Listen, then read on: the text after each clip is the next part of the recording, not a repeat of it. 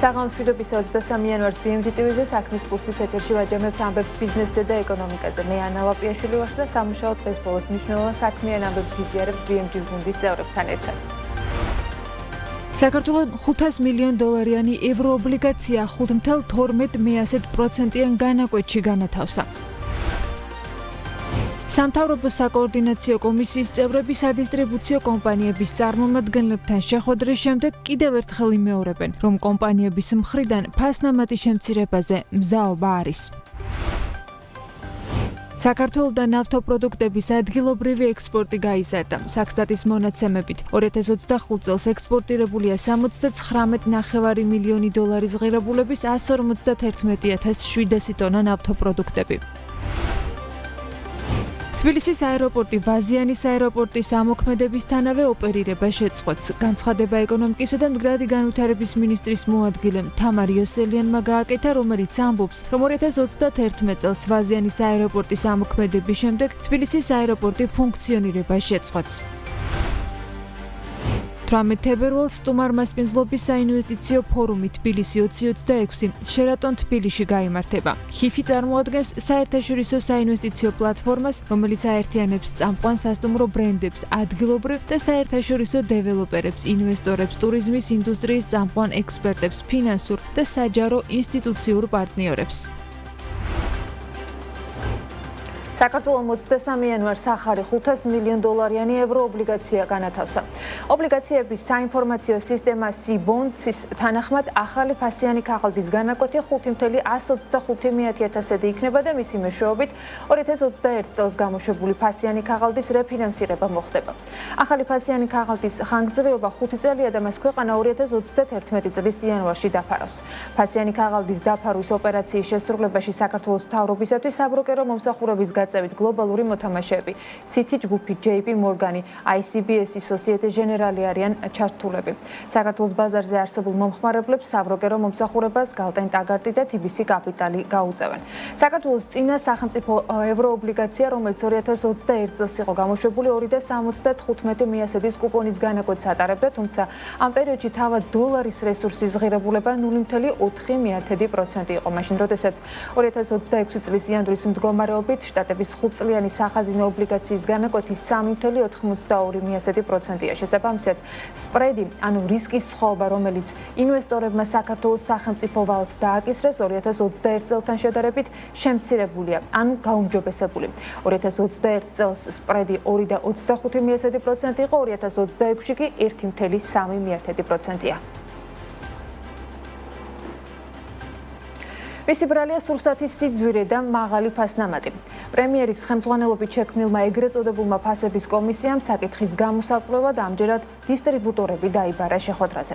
მთავრობის ადმინისტრაციაში გამართულ შეხვედრაზე კობახიძემ კიდევ ერთხელ თქვა, რომ საქართველოს საზღვრიდან მაღაზიის თარომდე 86%-იანი ფასნამატი წარმოიქმნება, საიდანაც 44% დისტრიბუტორებზე მოდის. დისტრიბუტორები კი მაღალი ფასნამატის პრობლემას საცალო ვაჭრობის ქსელების პირობებს უკავშირებენ. ფასების კომისია სუპერმარკეტებისა და დისტრიბუტორების შემდეგ მწარმოებლებთან შეხვედრასაც გეგმავს. პარალელურად ბიზნესის წარმომადგენლებს სახელმწიფო უსაფრთხოების სამსახური ამოწმებს. მისგან მოდის მთავრობის მიერ გაჟღერებული 86%-იანი ფასნამატი და რა არგუმენტები აქვთ მხარეებს. ნიკა გაზდელიანის სიუჟეტი უნდა ვნახოთ. ოცნების ფასების შემსწავლელ კომისიაზე საცალო სავაჭრო ქსელების შემდეგ დისტრიბუტორები დაიბარეს. კომისიის თავმჯდომარემ ირაკლი კობახიძემ კიდევ ერთხელ თქვა, რომ საქართველოში პროდუქციის ფასნამატი ევროპულ მაჩვენებელს რამდენჯერმე აღემატება და პროდუქციის ფასი საქართველოს საზღვრიდან დახლამდე საშუალოდ 86%-ით იზრდება. კობახიძე ფიქრობს, რომ აქედან 44%-იანი ფასნამატი დისტრიბუციაზე მოდის. ამიტომ ბიზნეს სოციალური ინტერესების დაბალანსებისკენ მოუწოდებს. საქართველოში ევროპულ ფასებთან შედარებით არის ბევრად უფრო მაღალი ფასები. ზოგიერთ შემთხვევაში არის 50% მაღალი ფასი, არის ორჯერ მეტი ფასი, სამჯერ მეტი, ანუ საკმაოდ დიდია სხვაობა ფასებს შორის. აქაც ვიტყვი, რა თქმა უნდა, როდესაც ბიზნესი თავისი შეხედულების ამბებს მოქმედებს, ბუნებრივია ამას თავისი ძალიან ბევრი დადებითი მხარე აქვს, თუმცა აქ შემოდის სოციალური ფაქტორი, რაც არანაკლებ მნიშვნელოვანია ბუნებრივია ჩვენთვის.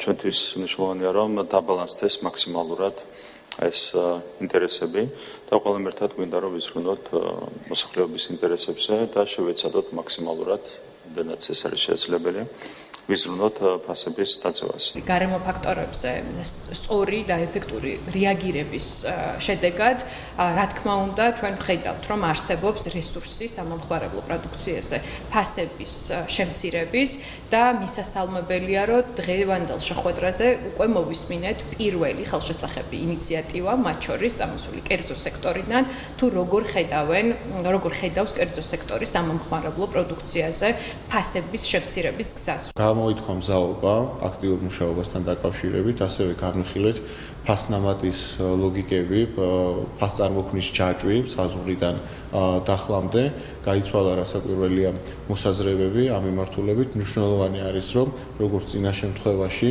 ქსელურ მარკეტერთან, ისე დისტრიბუციის შემთხვევაში კომპანიები გამოხატავენ აბსოლუტურ მზაობას იმასთან დაკავშირებით, რომ ვიმუშაოთ ფასების შემცირებაზე. დისტრიბუტორები კი პრობლემის სათავეს საცალო ვაჭრობის ქსელებთან ურთიერთობის რთულ პირობებში ხედავენ და მაღალ ფასნამატებს მეტწილად ქსელური მარკეტების მხრიდან დაწესებული მაღალი გადასახადებით ხსნიან. დისტრიბუტორთა ბიზნეს ასოციაციის ხელმძღვანელი მედიასთან განმარტავს, რომ არსებული ფასნამატი მთლიანად სადისტრიბუციო სექტორის მოგება არ არის. მისი თქმით, ამ თანხის თითქმის ნახევარს სხვადასხვა გადასახადის სახით ქსელური მარკეტები იღებენ. ამიტომ სექტორი გამოსავალს ამ გადასახადებზე ზედა ზღვარის დაწესებაში ხედავს. ვისაუბრეთ საერთაშორისო პრაქტიკაზე, რომელიც გულისხმობს მსგავსი ტიპის ურთიერთობებში ყველა განვითარებულ ქვეყანაში არსებობს ეს კანონმდებლობა და ამ კუთხით რეგულირებას, მაგრამ კიდევ ერთხელ აღვნიშნავთ, რომ ეს არსებითად იმ საკითხებს გადაჭრის, რაც შეიძლება ფასებზე კიდევ დამატებით ზეგავლენას მოახდენდეს, მაგრამ რა თქმა უნდა დადებით როლს ითამაშებს. 44% არის დისტრიბუტორების ფასნამატი. არა, ჩვენ აქ ვსაუბრობთ იმაზე, რომ რაც შეიძლება ბუღალტრულად იყოს ფასის წარმოქმნაში დისტრიბუციის პროცენტი, რაზეც მითითება მოხდა, ამ პროცენტიდან რეალურად უკან მიაქვს ქსელს მისი სადღაც 50% და სადისტრიბუციო სექტორისთვის რეალურად ეს პროცენტი მნიშვნელოვნად სხვა არის.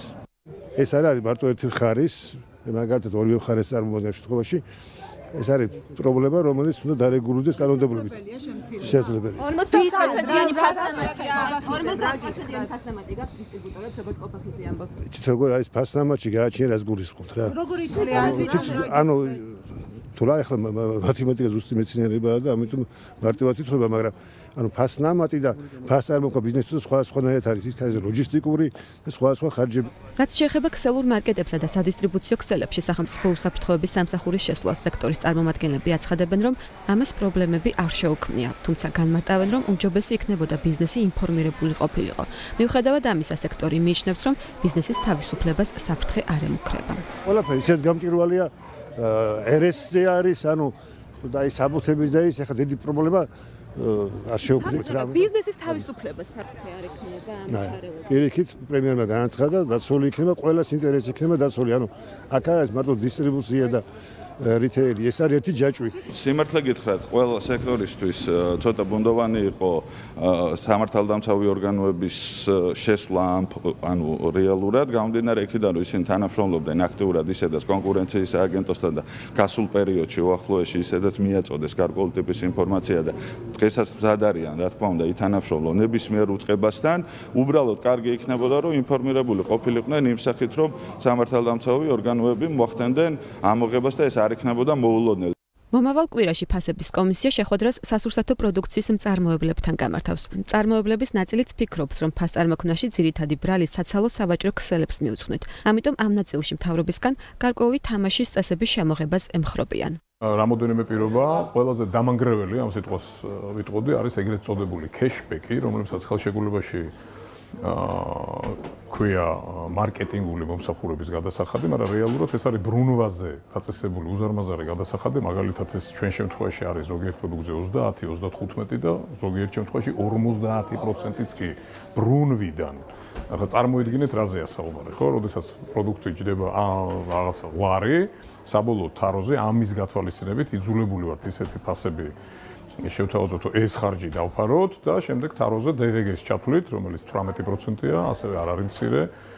წარმოებებისთვის საქართველოში ერთლარიანი პროდუქტი იგდებს 5 ლარად. ფასების კომისია ფარმაცევტული პროდუქციისა და საწვავის ფასების გამოკვლევასაც გეკმავს. სექტორების წარმომადგენლებთან შეხვედრები უკვე დაგეგმილია. ვინ არის დამნაშავე სხვადასხვა პროდუქციის სიძვირეში? ამ კითხვაზე პასუხი ოცნების მთავრობამ აპრილის ბოლომდე უნდა იპოვოს. თუმცა ანალიტიკოსების შეფასებით, მთელი ეს პროცესი მაღალ ფასებთან მებრძოლის იმიჯის შექმნას ემსახურება. თავისუფალ ბაზარზე ფასნამატის ადმინისტრაციული გზით შეზღუდვა კი ხშირად პროდუქციის დეფიციტს ან ხარისხის გაუარესებას იწვევს. წარმოებლების ნაწილის ინფორმაციით სასურსათო პროდუქციის გაიაფების ერთ-ერთი სწრაფი გზა მთავრობის მხრიდან რიგი გადასახადის, მათ შორის DGG-ს გადახედვა შეიძლება იყოს.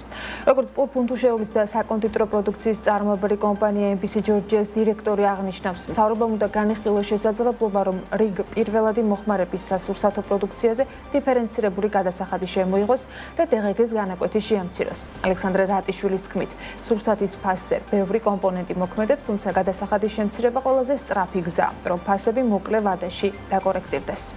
მაგალითად, რა შეუძლია სახელმწიფოს ხვალვე გააკეთოს, ხვალვე ცოტა ვუტრირებ, გადასახადების ნაწილს გადახედოს, ხო?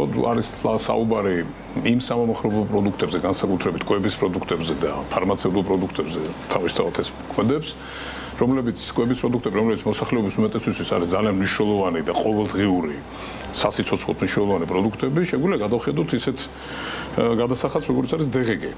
რომ წარმოებლებისთვის, განსაკუთრებით საქართველოში და სხვადასხვა პროდუქტისთვის სხვადასხვანაირად შევხედოთ. არის თქვა ისეთი აუცილებელი ყოველდღიური პროდუქტი და არის არააუცილებელი და შედარებით ნაკლებად მოხმარებელი პროდუქტი. აქ შეიძლება დიფერენცირებული გადასახადის თემა შემოვიღოთ. გულისხმობ, რა თქმა უნდა, DGG-ის შემცირებას. აი ამას რა თუნდა ამდენი წელი აწლეულები ამაზე თქვა საუბარი და ამაზე ფიქრი. ეს ხო ცხადი და აშკარა. რომ ჩვენი მოსახლეობისთვის ეს იქნება უზარმაზარი შეღავათი იგივე ბიზნესმენებისთვის ამხელა. შეღავათი იმ წუთას, რა თქმა უნდა, გამოიწვევს ფასის დაწევას და ფასზე ამას ექნება პირდაპირ ზეგავლენა.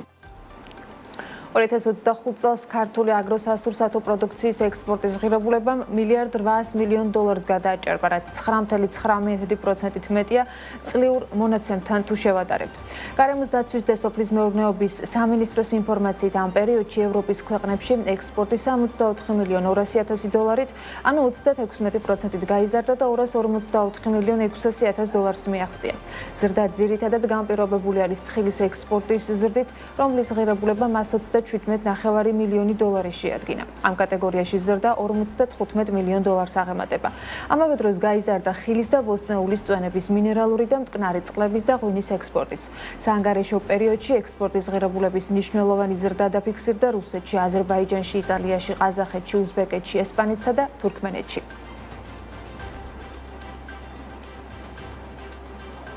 Armaturis საიმპორტო გადასახადის შემდეგ პროდუქციის იმპორტი 40%-ით შემცირდა. ასეთია საქსტატის მონაცემები, რომელიც 2025 წლის მონაცემს აჩვენებს.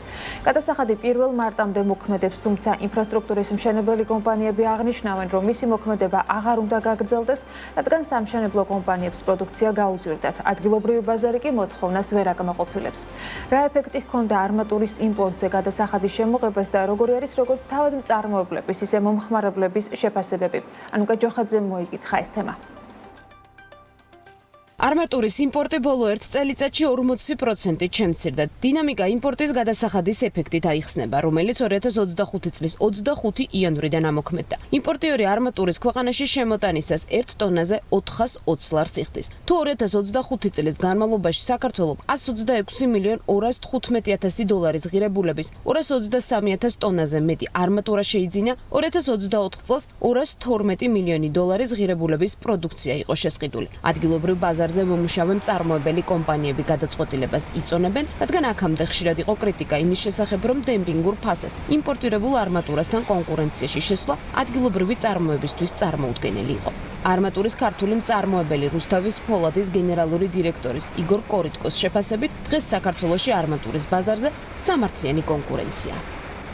საქართველოში ღია ბაზრის ეკონომიკაა და მნიშვნელოვანია სამართლიანი კონკურენცია გქონდეს. თუ ჩვენ ამაში დარწმუნებულები ვიქნებით, ეს ნიშნავს იმას, რომ ბაზრის ყველა მოთამაშეს სამართლიანი ფასი ექნება. რას ნიშნავს სამართლიანი კონკურენცია ჩემთვის პირადად? თუ საქართველოს ბაზარზე თურქული პროდუქცია გვაქვს, ჩემთვის ეს ნიშნავს, რომ კონკურენცია სამართლიანია, რადგან თურქეთი ღია ბაზრის მქონე ქვეყანაა. ამ საკითხის მეორე მხარე ის არის, რომ ქართველი მწარმოებლები არასდროს აწარმოებენ armaturas, რომელიც სრულიად მოიხმარება საქართველოში, რაც იმას ნიშნავს, რომ ბაზარზე იმპორტირებული პროდუქტი აუცილებლად იქნება. ახლა მყარად მჯერა, რომ ბაზარზე სამართლიანი კონკურენციაა, რადგან იგივე თურქული პროდუქტია ქვეყანაში და ქართველი მწარმოებლები მუშაობენ ნორმალური მოცემულობით, რაც იმას ნიშნავს, რომ ეს ყველაფერი რიგზეა. საქართველოს ბაზარზე ეს მოცემულობა მთავრობის კანონმდებლობის წყალობით გვაქვს. ინფრასტრუქტურის მშენებელი კომპანიების წარმომადგენლების თქმით, არმატურის იმპორტზე გადასახადის დაწესებამ მშენებლები დააზარალა. ამბობენ, რომ ადგილობრივი ბაზარი მოთხოვნის სრულად დაკმაყოფილებას ვერ ახერხებს, რის გამოც გაძვირებული იმპორტირებული პროდუქციის შესყიდვა უწევთ. ბემონის მმართველი პარტნიორი ადგილობრივი წარმოების ხელშეწყობას ემხრობა, მაგრამ მისი თქმით, ეს სხვა ბიზნესის ხარჯზე არ უნდა ხდებოდეს. მაგ გადასახადმა დაეხმარა მაგ თქვათ ადგილობრივ წარმოებას, მაგრამ დაარტყა სამშენებლო კომპანიებს იმ კუთხით, რომ ჩვენ უცებ გაგვეზარდა გადასახადის გამო თვითღირებულება და მეტიც ალტერნატივაც არ იყო, რომ ამ ქარხანებს მიმართოთ, იმიტომ რომ ვერ აკმაყოფილებენ, ფიზიკურად ვერ აკმაყოფილებენ, სურვილი შეიძლება კონდეთ, მაგრამ ვერ აკმაყოფილებენ.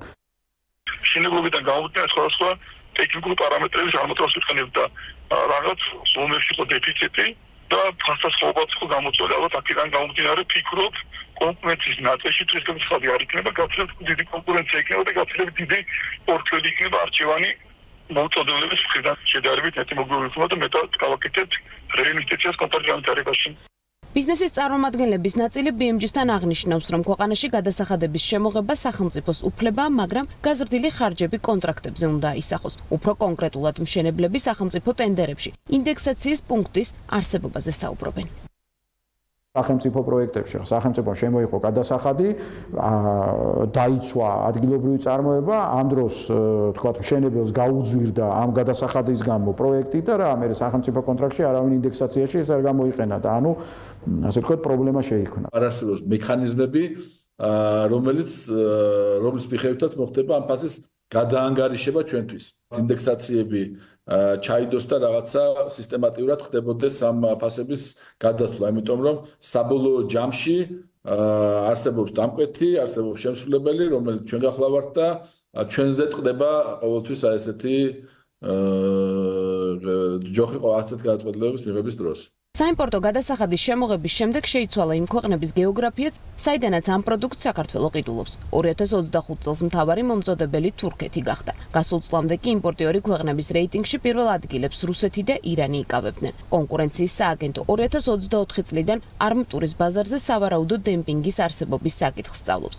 გასული წლის ნოემბერში ირაკლი ლექვინენძე ამბობდა, რომ მოკვლევის პროცესი თითქმის დასრულებული იყო და ქვეყანაში არმატურის იმპორტზე დამატებითი ანტიდემპინგური ტარიფის დაწესების საჭიროება აღარ იდგა. რა გადაწყვეტილებას მიიღებს მთავრობა არმატურის იმპორტის გადასახადის მოქმედების ვადის გახანგრძლივებაზე, რომელიც ძალაში 1 მარტამდეა, ჯერჯერობით უცნობია.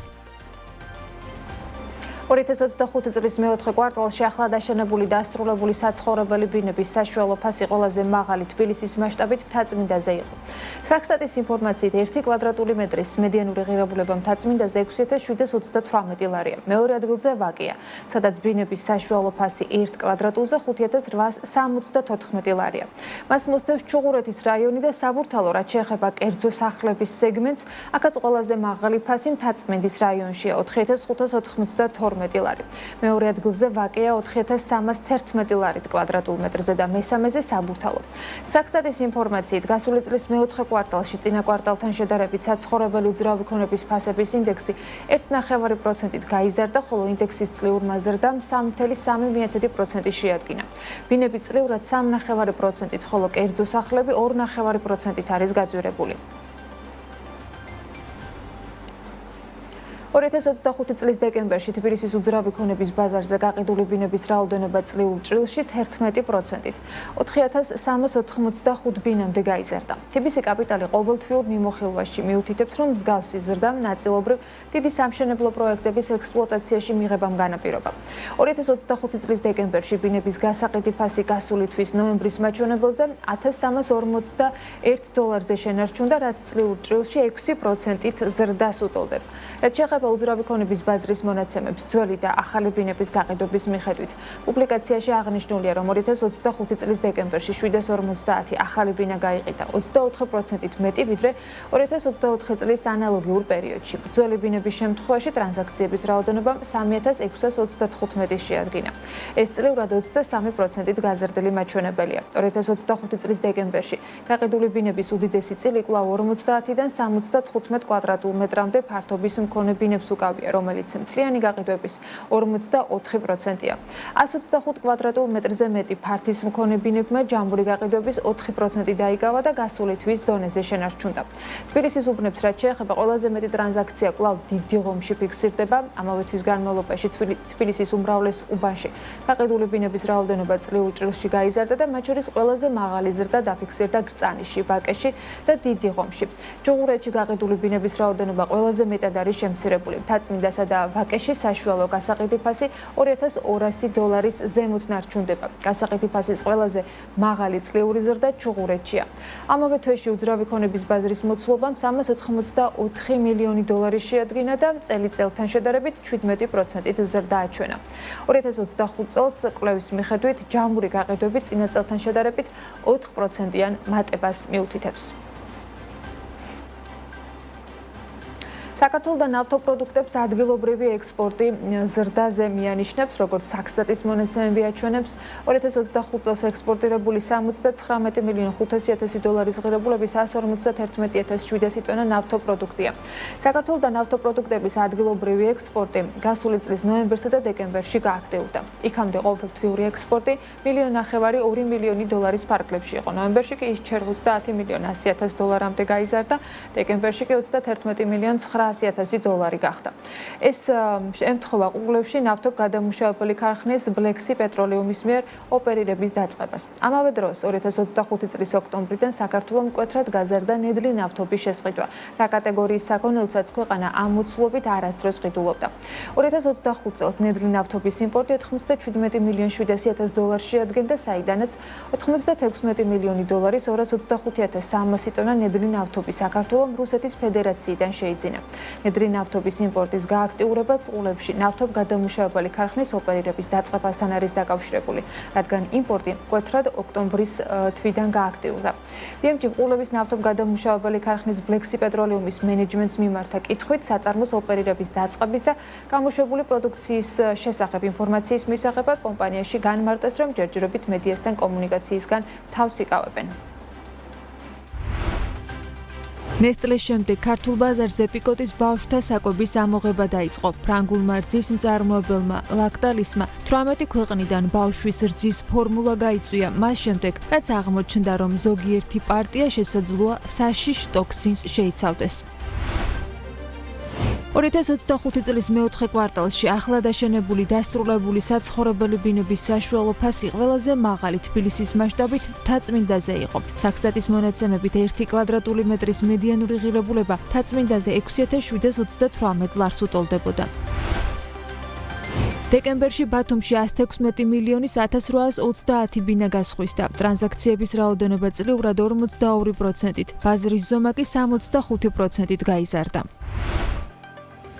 ეროვნულმა ბანკმა ვალუტის გადამცვლელი 6 სუბიექტი ჯამში $17,000 დააჯარიმა. მიზეზი სავალუტო ოპერაციის შესახებ ინფორმაციის აღრიცხვის, შენახვის და მარეგულირებლისათვის წარდგენის წესების დარღვევაა. დამსაქმებლის მიერ საპენსიო შენატანის ვალდებულების არაჯეროვანი შესრულებისთვის ბიზნესს 2025 წელს $3,746,000 ჯარიმა დაეკისრა. მწვანე ენერგიის დერეფნის გენერალური დირექტორის ინფორმაციით აზერბაიჯანის, საქართველოს, თურქეთ-ბულგარეთის ენერგეტიკული დერეფნის პროექტის ტექნიკურ-ეკონომიკური კვლევის ჩასატარებლად კონსულტანტის შერჩევა მალე დაიწყება.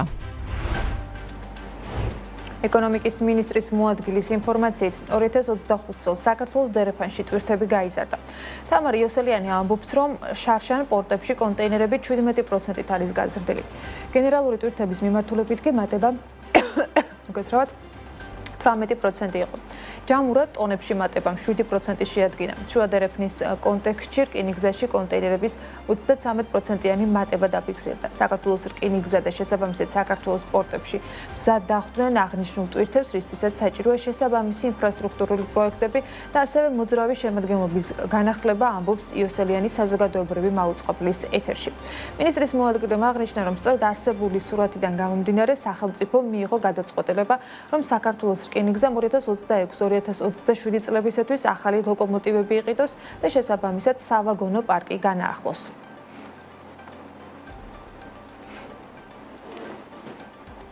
დამსაქმებლის მიერ საპენსიო შენატანის ვალდებულების არაჯეროვანი შესრულებისთვის ბიზნეს 2025 წელს 3.746.000 ლარის ჯარიმა დაეკისრა. სახელმწიფო ხაზინის მონაცემებით, მათ შორის მხოლოდ დეკემბერში დამსაქმებლები თითქმის 800.000 ლარით დაჯარიმდნენ. გასულ წელს კანონის გამკაცრების შემდეგ საპენსიო შენატანის ვალდებულების არაჯეროვანი შესრულების გამო დამსაქმებელი პირველ ჯერზე 500 ლარით, განმეორების შემთხვევაში კი 1000 ლარით ჯარიმდება. გარდა ჯარიმისა, რომელიც ბიუჯეტში მიემართება ვალდებულების შეუსრულებლობისათვის დამსაქმებელს საურავიც ეკისრება საპენსიო შენატანის იმოდენობაზე, რომელიც ფონდში არ გადარიცხულა ან ვადის დარღვევით გადაირიცხა. საურავის ოდენობა თითოეული ვადაგადაცილებული დღისთვის ეროვნული ბანკის მიერ დადგენილი მონეტარული პოლიტიკის განაკვეთის დამატებული 5%-ია. 2025 წელს საპენსიო სქემაში გაწევრიანებულ მონაწილეთა რაოდენობა 1.706.000 ადამიანი იყო. დეკემბრის ბოლოსთვის საქართველოს საპენსიო ფონდის აქტივებმა 8.200.000 ლარს, ხოლო დაგენერირებულმა ამონაგებმა 2.200.000.000 ლარს გადააჭერბა.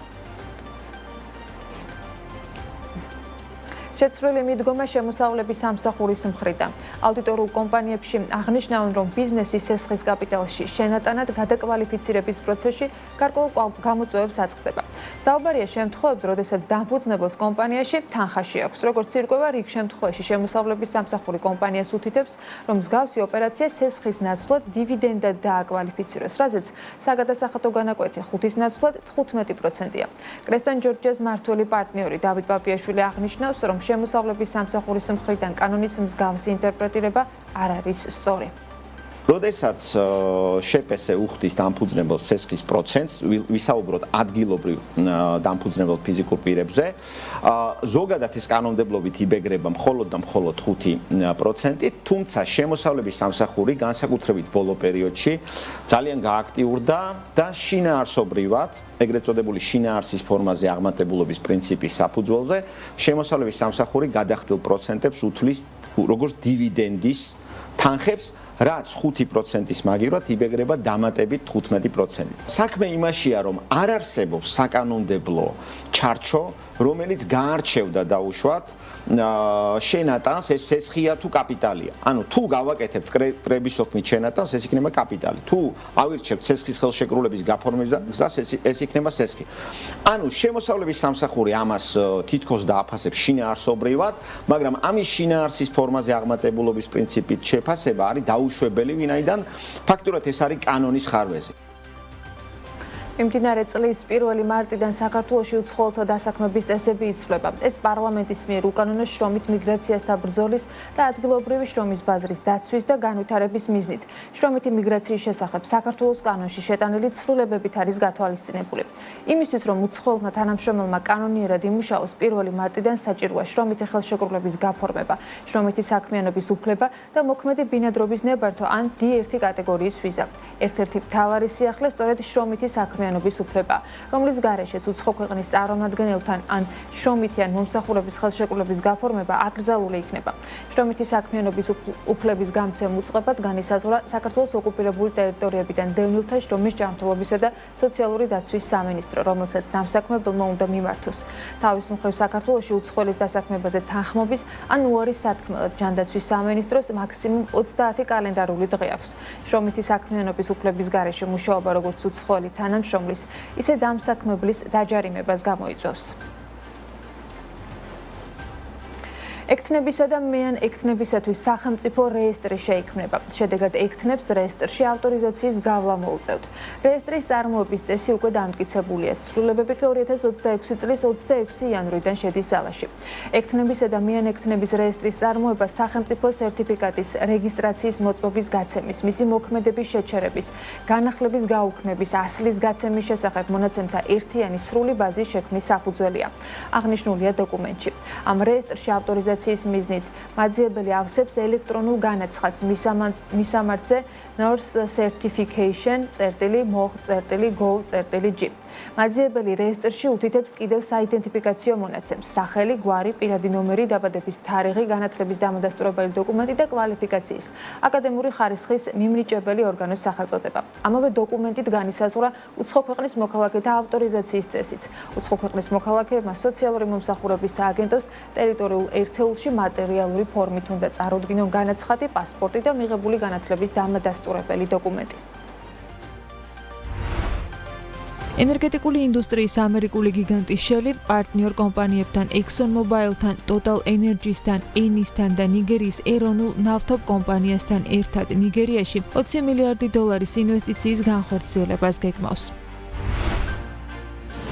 ამერიკული ტექნოლოგიური გიგანტი Amazon თანამშრომლების მასშტაბური შემცირების მეორე ტალღისთვის ემზადება. არსებული ინფორმაციით კომპანია მომავალი კვირიდან 14,000-მდე თანამშრომლის გათავისუფლებას გეგმავს. პრეზიდენტმა დონალდ ტრამპმა ქვეყნის უმსხვილეს ბანკს JP Morgan Chase სასამართლოში უჩილა. პრეზიდენტი სასამართლოსგან მოითხოვს, რომ ბანკმა მას მინიმუმ $5 მილიარდი ზარალი აუნაზღაუროს.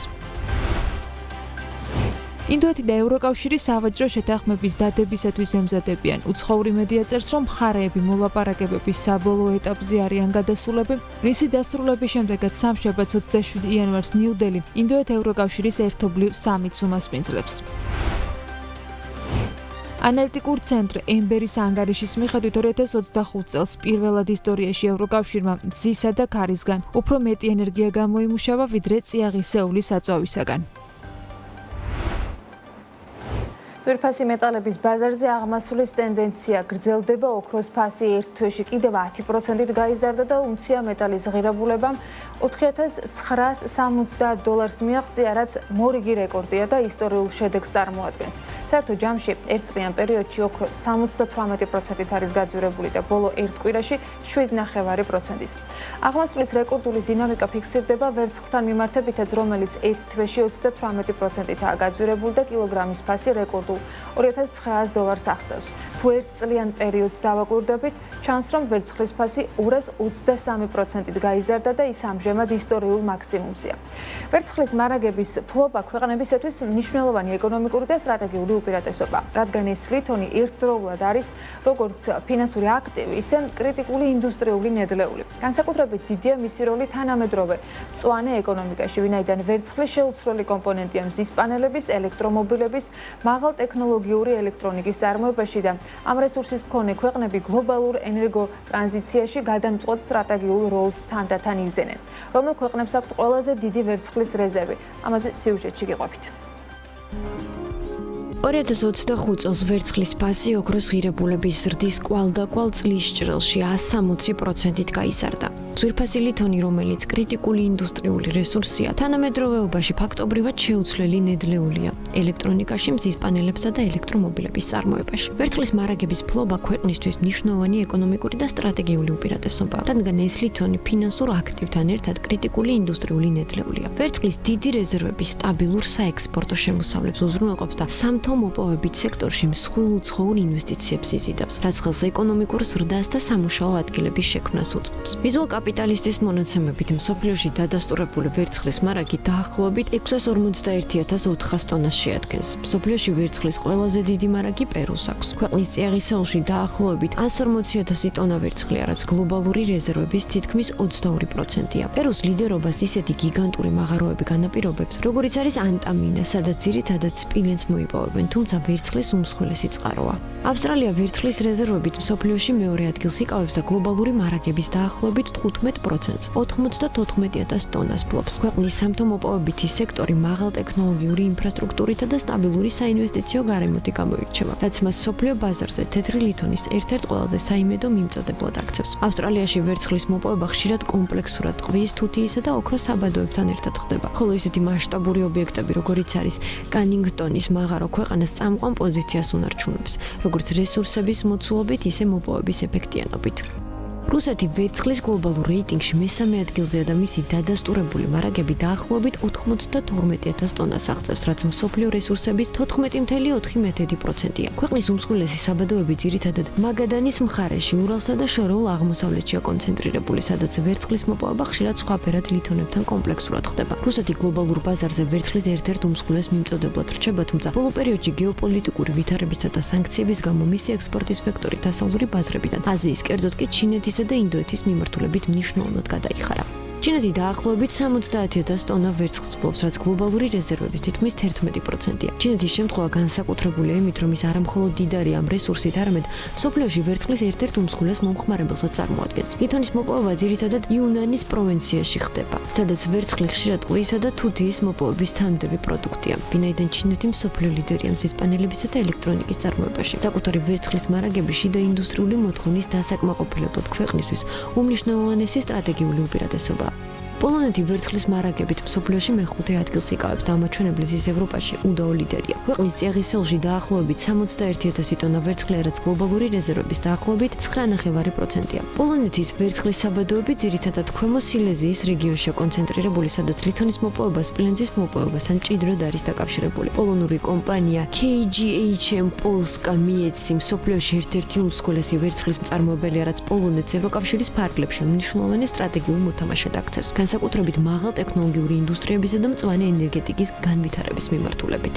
მონაცემების პარალელურად, რომელიც ქვეყნების წიაღისეულის მარაგებზე გვაწვის ინფორმაციას, ყველაზე დიდი მარაგის მქონე ქვეყანა ყოველთვის უმსხვილესი მწარმოებელი არ არის. მაგალითად, მექსიკა, რომელიც ვერცხლის წარმოებით მსოფლიოში პირველ ადგილზეა და წლიურად დაახლოებით 6,000 ტონაზე მეტ საწარმოებს, მარაგების მიხედვით მხოლოდ მე-6 ადგილს იკავებს და ის იმაზე მიუთითებს, რომ მექსიკა თავის რესურსს ძალიან ინტენსიურად მოიპოვებს, მაშინ როცა პერუსა და ავსტრალიას გაცილებით დიდი აუთვისებელი პოტენციალი აქვთ. მსოფლიო მწვანე ენერგიაზე გადადის. ამის პირდაპირ პროპორციულად კი ვერცხლზე მოთხოვნა სტაბილურად იზრდება. ექსპერტები ვარაუდობენ, რომ ქვეყნები, რომლებსაც დიდი რეზერვები აქვთ, მომავალ 10 წლეულებში გლობალურ ეკონომიკაზე დიდ გავლენას მოახდენენ.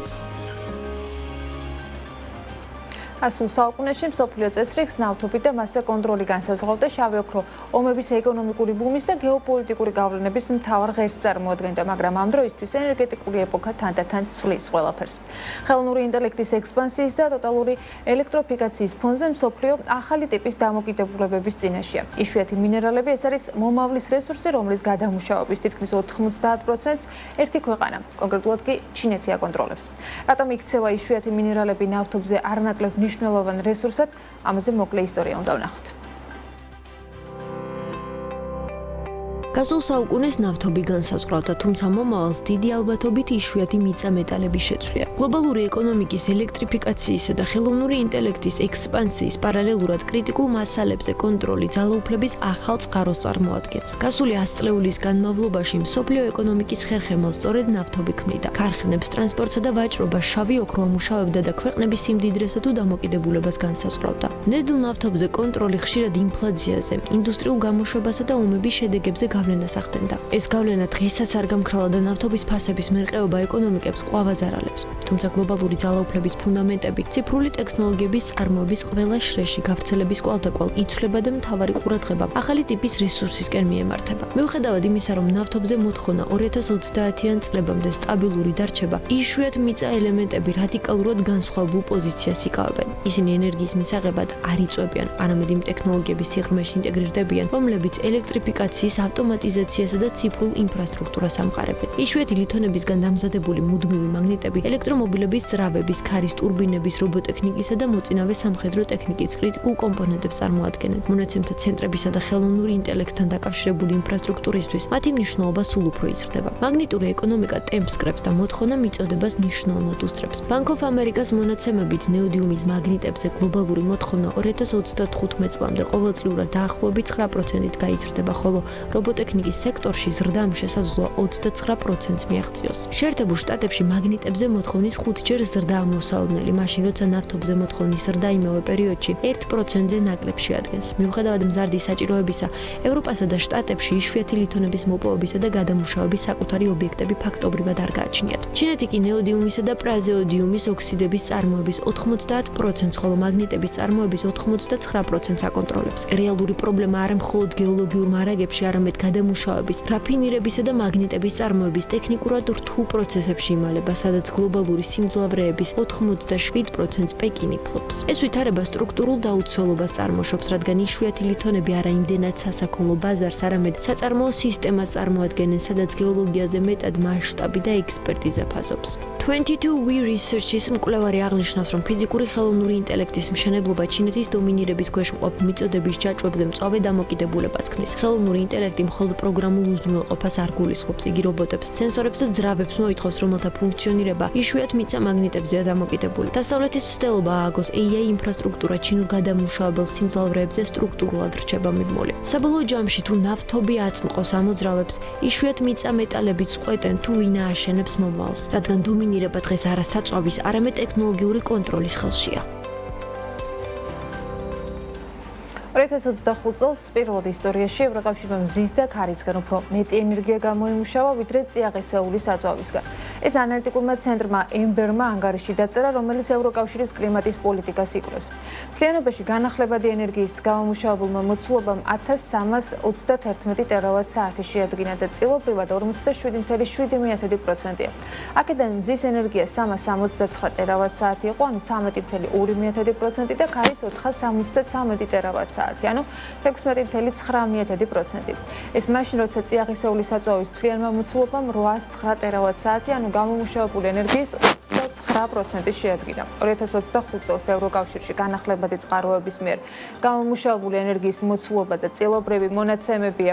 ასეთი არის მზე 369 ტერავატ-საათი, მთლიანი გამომუშავებული ენერგიის 13,2%. წლიური ცვლილება 20,1%-ს აჩვენებს ზრდის მიმართულებით. ქარის შემთხვევაში 473 ტერავატ-საათით 16,9%, 2,9%-ია კლება. ჰიდრო შემთხვევაშიც კლებაა წლიურად 12%-იანი 327 ტერავატ-საათი, ბიოენერგიის წილი 5,6%-ია 156 ტერავატ-საათით და კლება 1,1%-ით.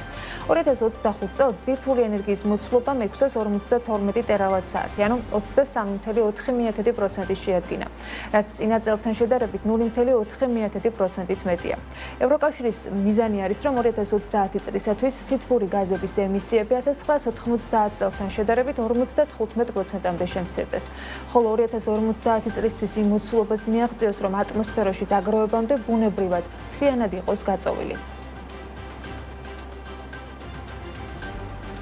ინდოეთი და ევროკავშირი სავაჭრო შეთანხმების დადებისათვის ემზადებიან და როგორც უცხოური მედია წერს, მხარეები მოლაპარაკების საბოლოო ეტაპზე გადავიდნენ დრისი დასრულების შემდეგაც 27 იანვარს ახალი კონტრაქტი უნდა გაფორმდეს.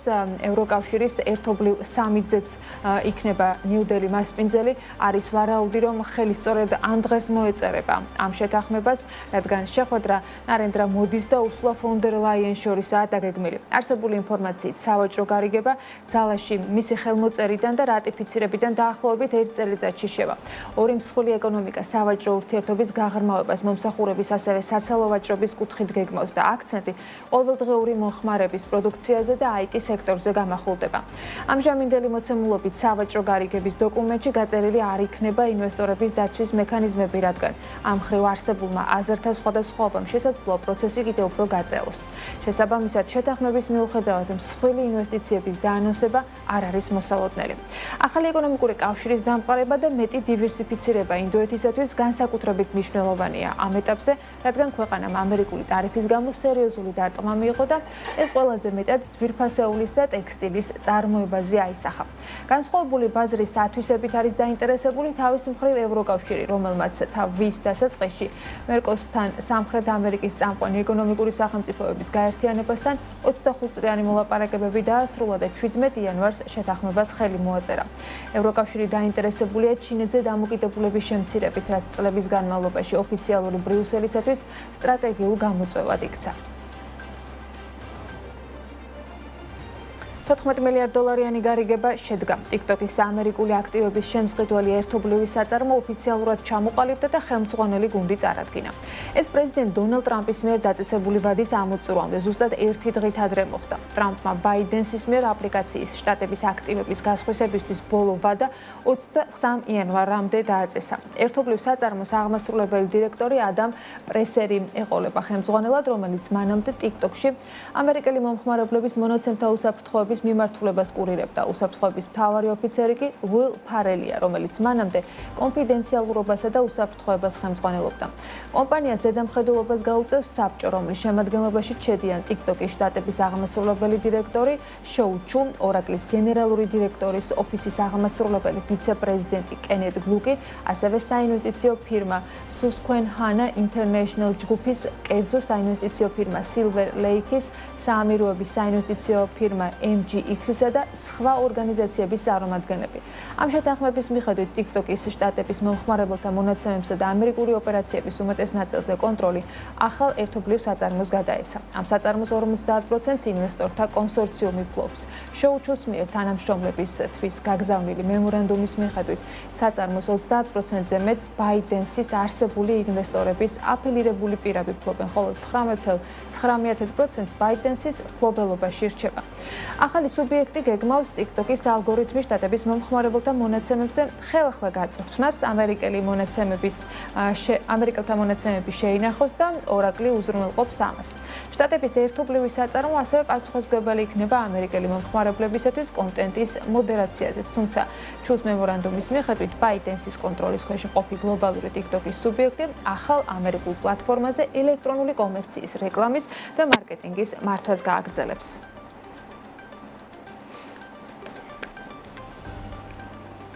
ასეთი იყო საქმის კურსის შემაჯამებელი გამოშვება ამ დროისათვის. წინ საქმიანი საღამო გეოლდებათ, რომელსაც გიორგი თოლორდავა და ბექა ბაციკაძე გაუძღობიან. ჩვენ ერთმანეთს ორშაბათს შევხვდებით BMG TV-ს ეთერში საღამოს 7 საათზე დროებით.